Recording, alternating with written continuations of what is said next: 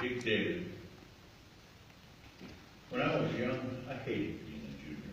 I mean, after all, I didn't even have my own name.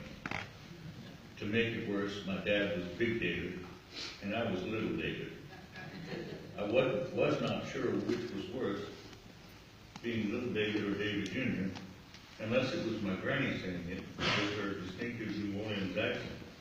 David Jr.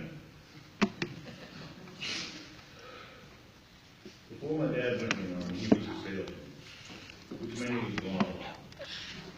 At first, it was just me and Mom, who seemed for years to be pregnant all the time. She taught me to read before I was 3. Dad would come home only periodically, it seemed to me, but it was always more fun when he was there, and periodically they would bring home a new baby. First Vicky, then Michael, and Stephen. The first time I was excited, but after that I realized new babies weren't much fun, and they all of the attention. Then my dad got drafted. He stayed gone an extra long time, and they came and they repossessed all our stuff because Mama said he made less money. By then there were 4 of us kids. He came back seemingly much thinner, but wearing a very cool Army uniform. Daddy's home was always a big deal in our house. We moved to Fort Sill, Oklahoma, and I saw the first snow that I remember. And then we moved to Fort Bliss in El Paso. I started school there, and Terry was born. Dad was still gone a lot in the field, and the Daddy's home stampede was louder and rowdier. It was about then that I decided that I wanted to be just like Dad, and the sting of being a junior was not as sharp.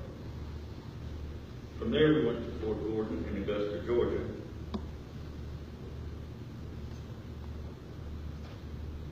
I'm sorry. Dad went to school there, and at least for a while, was home almost every night. Julie was born there, and I started having chores. When I was 9, and my mama was in the hospital having Julie, Dad called to me and he showed me how to use the washer and the dryer and to fold and put away the laundry for 8 people, including 2 in cloth diapers. We bought our first house there, and Julie came in my room and became my baby. Not long after that, my dad started going to Vietnam.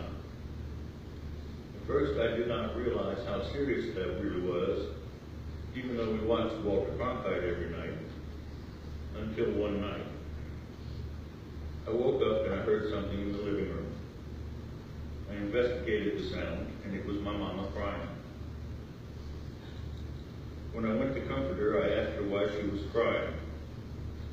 She told me that she missed my dad, and she didn't even know if he was ever coming home. That's when I realized that he might not. I learned how to worry. I also learned what a heavy load he bore without complaint and what he would do to carry. It didn't hurt his hero status with me. After Vietnam, we went to Germany, and a pleasanter time began. Dad was home at night, I was a teenager, and discovered rock and roll with girls and beer. All too soon, orders came to transfer in the middle of my senior year, and I asked my grandparents if I could come stay with them and at least complete my senior year in one school. So I left home, eager to go, hardly looking back.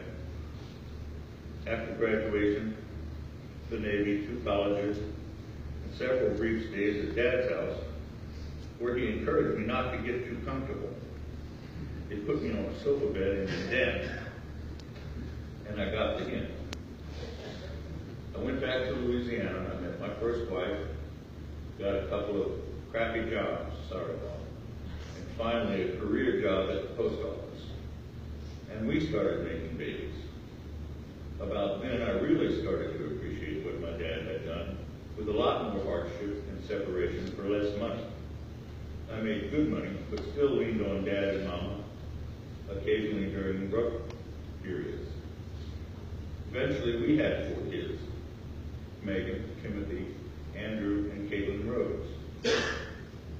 I wondered how my parents ever made it with 6. I think I leaned hardest of all on them when my youngest, Caitlin Rose, died. They were in Louisiana the next day.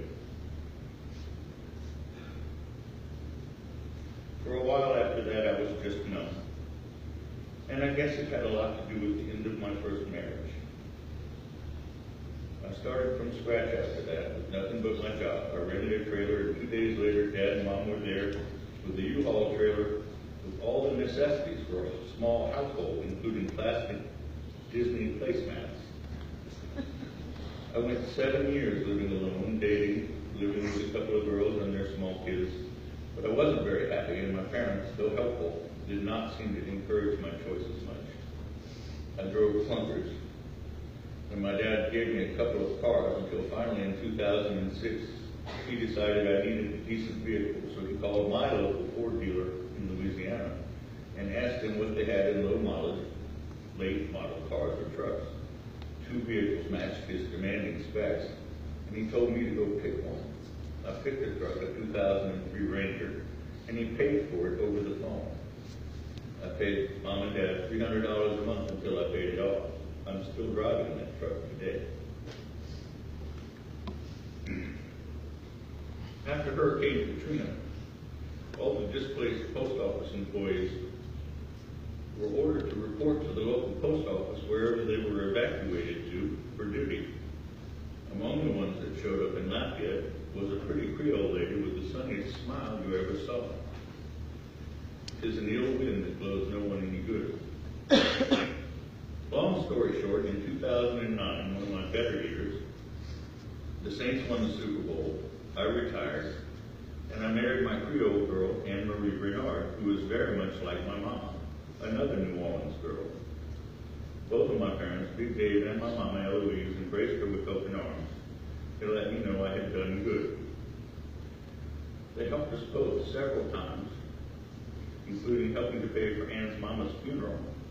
They have also helped all of my sisters and brothers through unemployment, underemployment, with moving, babies, down payments, cars, divorces, cancers, you name it. They have helped my kids, their other grandchildren, members of their church, soldiers under my dad's command, countless charities, and I believe even a village in South America.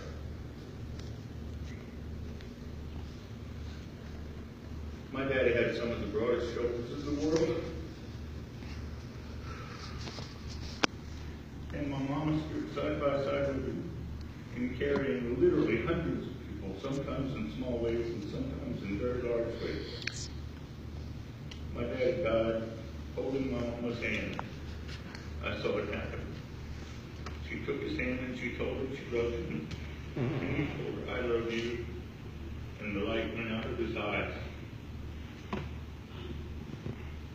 My name is David Norris Smith, Jr., or Little David. I am proud to bear his name, even though I'm but a pale shadow of the biggest man I ever knew.